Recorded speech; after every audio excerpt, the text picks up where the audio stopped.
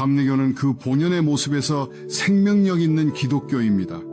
존 웨슬리가 말했듯 그것은 성경과 초대교회 그리고 영국 성공회 종교입니다. 세계 감리교인들은 우리의 유산과 전통 중 가장 좋은 점을 받아들이고자 하며 이는 곧 기억하고 이해해야 한다는 뜻입니다. 우리 교회는 1700년대 영국 성공회 내의 한 운동으로 시작되었습니다. 그 당시 기성교회의 많은 부분은 영적으로 매우 낮은 수준에 머물러 있었습니다. 산업혁명이 시작되면서 인구는 농촌 지역에서 도시로 이동하고 있었습니다. 기독교는 수세기 동안 영국에 존재해 왔으며 국가 전체의 공식 종교였습니다. 활동이 허용된 다른 개신교 교파들도 있었지만 다른 교회에서 활동하지 않는 한 모든 사람은 영국 성공회의 신자로 간주되었습니다. 이 시기에 이러한 경향들에 대응하고자 하는 여러 종교 단체들이 결성되었습니다. 존 웨슬리는 이런 질문을 던졌습니다. 하나님이 감리교 설교자들을 일으키신 이유가 무엇일까? 그의 대답은 대외이록에 담겼는데 이는 나중에 교리와 장정이 된 문서입니다. 그 답은 국가와 교회를 개혁하고 성경적 거룩함을 온 땅에 전파하는 것입니다. 감리교는 교회와 국가 전체를 변화시키고자 했던 운동이었습니다. 그것은 교회의 증언을 향상시키고자 하는 교회 내의 단체로 시작되었습니다. 1700년대 동안 감리교 단체들과 교회 사이에는 교리적인 차이가 없었습니다. 그들이 설교한 메시지는 영국 성공회의 공식 가르침과 동일했습니다. 그러나 설교자들은 교회의 믿음을 되새기게 함으로써 사람들의 영적 헌신과 실천을 독려했습니다. 이는 부흥을 향한 부름이었습니다. 감리교 평신도들이 미국으로 이주하며 운동이 뿌리를 내렸고 파견된 설교자들을 통해 성장했습니다. 미국이 독립국이 되자 존은 독립교회가 필요하다고 판단해 토마스 코크를 감독으로 세웠고 코크는 프랜시스 에즈베리를 안수했습니다. 그 두 사람은 곧 감독이라 불리게 되었습니다. 감리교의 이야기는 웨슬리 형제의 영적 여정과 연결되어 있습니다. 존과 찰스는 에버스의 목사 가정에서 자랐습니다. 그들의 아버지 사무엘은 여러 학술 서적을 출판했습니다. 그의 사역과 저작은 좋은 평가를 받지 못했습니다. 어머니 수잔나는 교육받은 여성으로 교구 내에서 독자적인 사역을 펼쳤습니다. 사무엘이 오랫동안 자리를 비웠던 어느 때 그녀는 집에서 저녁 기도회를 인도했는데 많은 사람이 참석했습니다. 사무엘이 교회에서 여성이 가르쳐서는 안 된다며 그만두라고 했을 때 그녀는 저항하며 그가 자신에게 그렇게 하라는 명확한 명령을 내릴 때만 그만두겠다고 말했습니다. 그녀는 계속했습니다. 1709년 사제관이라 불리던 웨슬리 가의 집에 불이 났습니다. 불이 번지는 동안 존은 여전히 위층방에 있었고 이웃들이 손을 뻗어 창문에서 그를 끌어내야 했습니다. 존은 자신이 살아남은 것이 하나님의 섭리라고 항상 믿었으며 스가랴 3장이 절의 말씀에 따라 자신을 불에서 꺼낸 그슬린 나무라고 불렀습니다. 감리교의 시초는 옥스퍼드에서 결성된 한 학생 모임이었습니다. 존은 링컨 칼리지 연구원이라 모임 시작은 찰스가 했어도 그가 지도자 역할을 맡았습니다. 이들은 매주 예배 참석을 독려하며 함께 모여 기도하고 공부했습니다. 그들은 죄수와 가난한 학생들을 도왔습니다. 시간이 흐르며 사람들은 이 모임을 성례주의자, 성경벌레, 거룩한 클럽, 그리고 결국 감리교도라 불렀습니다. 결국 나중에 이름이 그들에게 정착되었고 존은 자주 감리교도라 불리는 사람들이라는 표현을 사용했습니다. 감리교의 두 번째 부흥은 존과 찰스가 친구들과 미국 조지아로 봉사하러 갔을 때 시작됐습니다. 결정적 계기는 존 웨슬리가 조지아행배에서 모라비아 교도들을 만난 사건입니다. 폭풍 속에서 그는 구원을 확신하지 못해 죽음을 두려워했죠. 모라비아 교도들은 폭풍 속에서도 찬송가를 부르며 굳건한 믿음을 보였습니다. 웨슬리는 조지아와 영국에서 모라비아 교도들과 깊이 교류했습니다. 1738년 그들은 페터레인 협회를 결성해 밴드 모임을 가르쳤고 웨슬리가 성공의 가르침을 되새기도록 도왔습니다. 5월 21일 찰스는 찬송가 앤 케넷 비에 담긴 회심을 경험했습니다. 사흘 뒤 존은 올더스게이트 소그룹 모임에서 마틴 루터의 로마서 서문을 듣게 됩니다. 그는 그날 밤의 경험을 이렇게 묘사했습니다. 9시 15분 전쯤 그가 그리스도를 믿음으로 하나님께서 마음속에 일으키시는 변화를 설명할 때 나는 내 마음이 이상하게 뜨거워지는 것을 느꼈습니다. 나는 오직 그리스도만을 신뢰하며 그분이 나의 죄를 사하시고 죄와 사망의 법에서 나를 구원하셨다는 확신을 얻었습니다. 그 이후로 존에게도 영적인 기복이 있었지만 올더스게이트 거리에서의 경험은 그의 사역에 있어 전환점이 되었습니다. 오늘날 우리가 계속해서 주목해야 할 초기 감리교 운동의 5가지 핵심적인 특징이 있습니다. 첫째, 그들은 성경적 거룩함에 대한 초점을 회복했습니다. 존의 신학은 어린 시절 부모님의 영향에서 시작된 거룩한 삶에 대한 깊은 헌신으로 처음 형성되었습니다. 그는 아주 어릴 때부터 하나님의 계명을 진지하게 받아들였습니다. 그러던 1725년 그는 토마스 아 캠피스의 그리스도를 본받아와 제레미 테일러의 거룩한 삶과 죽음을 위한 규칙을 읽으며 거룩함을 향한 열망을 더욱 높였습니다.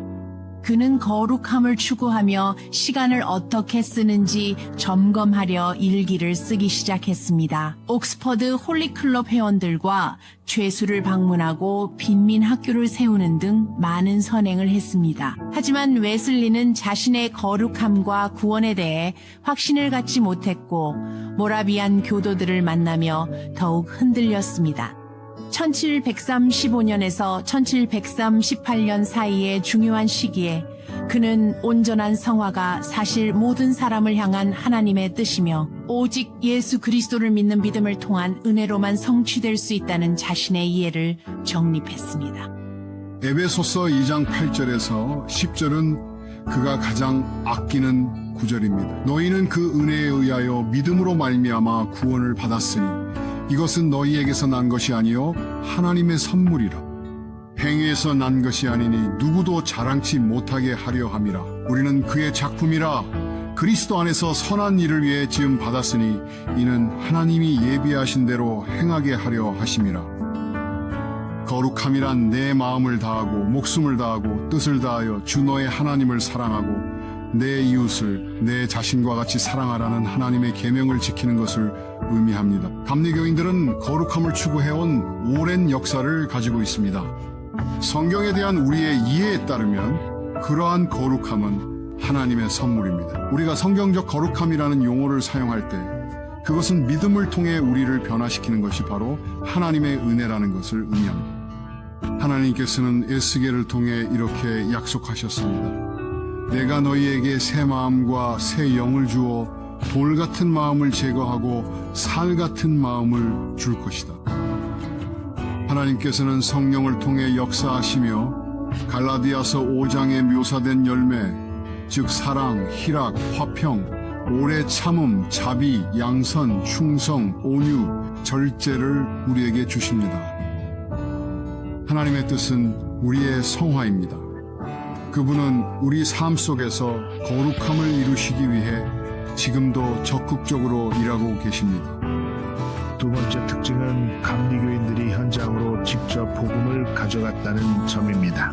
웨슬리 형제의 옥스퍼드 친구 조지 휘필드도 회심을 경험했고 믿음으로 얻는 구원을 설교했습니다.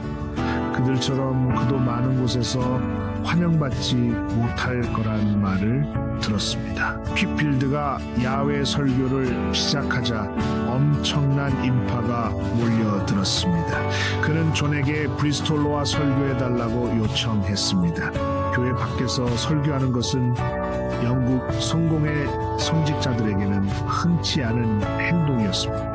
엄밀히 말해 불법은 아니었지만 지난 세기의 혼란을 떠올리게 한다는 이유로 분명히 눈총을 받는 일이었습니다. 그럼에도 불구하고 1739년 4월 2일 존은 야외 설교를 하기로 마음먹고 3에서 4천 명의 청중 앞에서 설교했다고 기록했습니다. 이것이 그가 처음 야외 설교에 나선 계기였고 이후 감리교 운동의 관행으로 자리 잡았습니다. 감리교도들이 전용 설교당을 갖게 된 후에도 존은 사람들에게 다가가려 야외 설교를 계속할 것을 촉구했습니다. 초기 감리교의 세 번째 특징은 평신도 설교를 허용한 점입니다. 웨슬리는 마을을 비운 사이 조수 토마스 맥스필드가 설교를 시작했다는 소식을 듣게 되었습니다. 이 운동은 퍼져나가며 새로운 공동체를 만들었습니다. 웨슬리 형제가 모든 곳을 다닐 수는 없었기 때문입니다. 처음에 웨슬리는 평신도가 설교해서는 안 된다고 생각했지만 그의 어머니는 맥스필드에 대해 이렇게 조언했습니다. 그 청년에 대해 어떻게 할지 신중하게 생각하거라. 그는 너만큼이나 확실하게 설교하도록 하나님께 부름받은 사람이니 그의 설교가 어떤 열매를 맺었는지 살펴보고 너도 직접 들어보려. 이때부터 웨슬리는 평신도들이 설교하는 것을 허용하기 시작했습니다. 그는 연회라는 연례 모임에서 무엇을 어떻게 가르치고 무엇을 할지 세 가지 질문에 집중했습니다. 이 평신도 조력자들과 함께 감리교는 영국 전역에 공동체를 세웠고 이후 계속 평신도를 사역자로 영입하며 연례 회의를 이어오고 있습니다. 넷째, 초기 감리교인들은 소규모 책임 그룹을 발전시켰습니다. 1738년 웨슬리는 브리스톨에서 사역하며 전용 모임 장소가 사역에 큰 도움이 될 거라 확신했습니다. 그는 대출을 받아 더 뉴룸이라는 설교당을 지었지만 건물을 짓느라 생긴 빚을 갚을 방법이 필요했습니다. 사람들은 매주 한 페니씩 내기로 했고 돈을 모으려 12명씩 그룹을 나눴습니다. 곧 이들이 모이자 리더는 당신의 영혼은 안녕하십니까? 라고 묻기 시작했습니다. 이것이 바로 클래스 미팅의 시작이었습니다. 웨슬리는 거룩한 삶에 헌신했고 클래스 미팅을 사람들이 거룩한 삶을 살도록 돕는 중요한 관습으로 여겼죠. 얼마 후 클래스 미팅 참석은 감리교의 회원이 되기 위한 필수 요건이 되었습니다. 1743년 웨슬리가 뉴캐슬의 감리교회를 방문했을 때 그는 거룩함을 추구하지 않는 많은 사람들을 발견했습니다. 바로 그때 그는 연합회의 일반 규칙을 작성했습니다. 누군가 구원을 추구한다면 세 가지 규칙이 있었습니다. 그는 이 모임에 가입하고자 하는 사람들에게 요구되는 유일한 조건은 다가올 진노로부터 도피하여 죄로부터 구원받고자 하는 열망뿐이라고 말했습니다. 그러나 이것이 영혼의 진정으로 자리 잡았다면 그 열매로 나타날 것입니다. 따라서 그곳에 계속 머무는 모든 이들에게는 구원에 대한 간절한 열망을 끊임없이 증명할 것이 요구되는데, 첫째는 타인에게 해를 끼치지 않는 것이며 모든 종류의 악, 특히 가장 일반적으로 행해지는 악을 피하는 것입니다.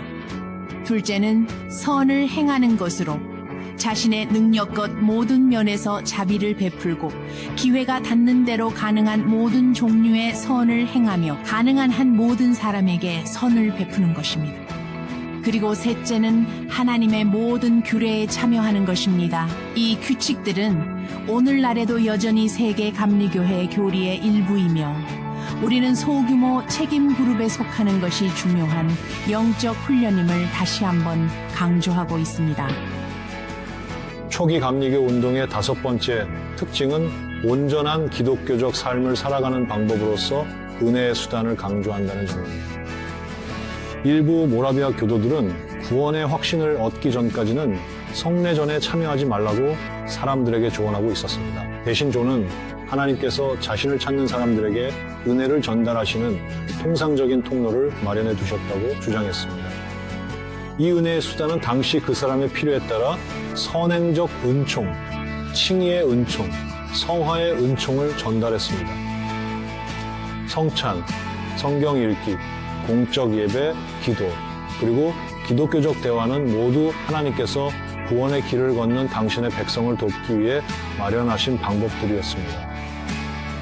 웨슬리는 자신의 저서인 감리교에 대한 단상에서 그가 창시한 이 운동이 처음 시작되었던 그 시절과 동일한 교리와 정신, 그리고 규율을 그대로 유지하며 계속되기를 바라는 마음을 피력했습니다. 그렇게 되기를 바랍니다.